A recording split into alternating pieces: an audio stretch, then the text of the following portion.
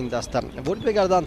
یک تلفات دارد استقلال، مدت طولانی است که محافظتگری کنار راستی دسته اسکندر جلیلов осеби جدی برداشته است. وضعیت در جدول لیگ اولی مملکت به طور ضایع است. استقلال در زینه نهم قرار دارد، اما آدمانی دور از فوتبال نباید به خدمت فوتبال که رو باید نظارت کنند. در جریمه گاه شارون سلیمانов در نزد توپ بартофтиу ба جریمه گاه امکانیت برای استقلال و گل. در دقیقه سوم مملکت دروازه خوجند رخ نمیگردد. رستم سویرов با اولین کوشش خود استقلال توانست که به زدن گل دست یابد و حسابی بازی کشوده می شود. ببینید که دروازه‌بان الکسی ماتروسов چطور به اشتباه راه داد و رستم سویرов گویا که این گل را به کسی هم بخشیده نیست. در حال کرسی احتیاطی و منطقه تکنیکی خوجند به ما نشانده می شود. ببینید ماتروسов واقعا به توپ رسیدن نتوانست در این وضعیت، اما فردوس چقالов موظف بود که در این حالت مبارزه برد با سویرов، اما سویرов بمانع ضربه انجام داد بدون مشکلی. این توپ رو دیگر برای سوی بشن بازیگران استقلال. جلیلov در کنار چپ احسان بابویف فیره میداد. علیشیر جلیلov در داخل جریمه گاه.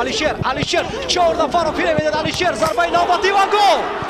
محمد جان رحیمov گل دومی دسته استقلال را بس 2-0 میگردد. متوجه بشیم یک نفر رو فیره داد علیشیر، نفر دوم از میان 2 نفر کوشش کرد که ضربه انجام بدهد.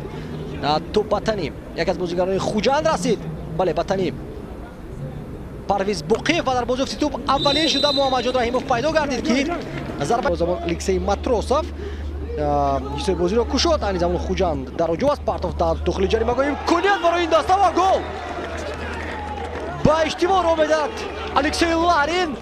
توپ غیر چشم داشت و پای او میرسد و با یک مسیری واقعا باور نکردنی از بالای سر رستم یتیمov توپ هوا شده با دروازه وارد میگردد و حساب در حال 2-1 میشود. در ابتدای قسم دوم تماشاچیان عزیز الکسی لارین محافظتگر اوکراینی دسته استقلال اینجا کوشش کرد که پرتاف تدلیل شد بزرگ را برطرف نماید، اما برعکس در این حالت حرکتی او با فایده خوجند بود که تو پس از رسیدگی به پای او دقیقاً به دروازه وارد گردید.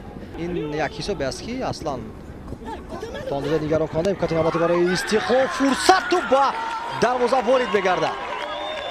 منوچهر جلیلov به گل نیامد در میدان و خود زود حساب بازی تقویت میبخشد.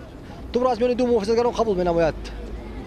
منوچهر جلیلov ضربه انجام داد. اصلا دروازه‌بان هم خوب بازی نکرد در این وضعیت. قبل از اجرای ضربه افتیدن را شروع کرد و در نتیجه توپ وارد دروازه میگردد.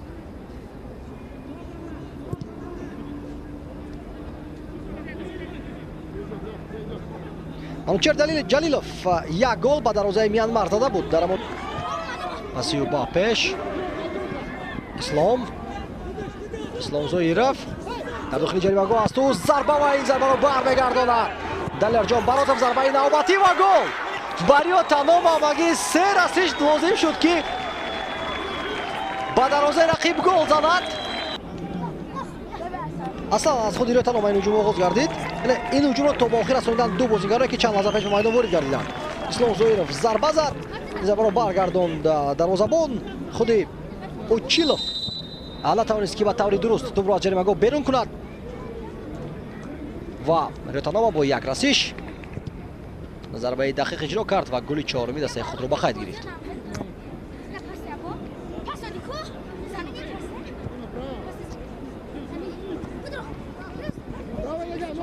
اسلام زویرov مجبور کرد پرویز بوقیف که چند دفعه از یک طرف به طرف دیگر حرکت کرد و بالاخره موزینت را از دست داد.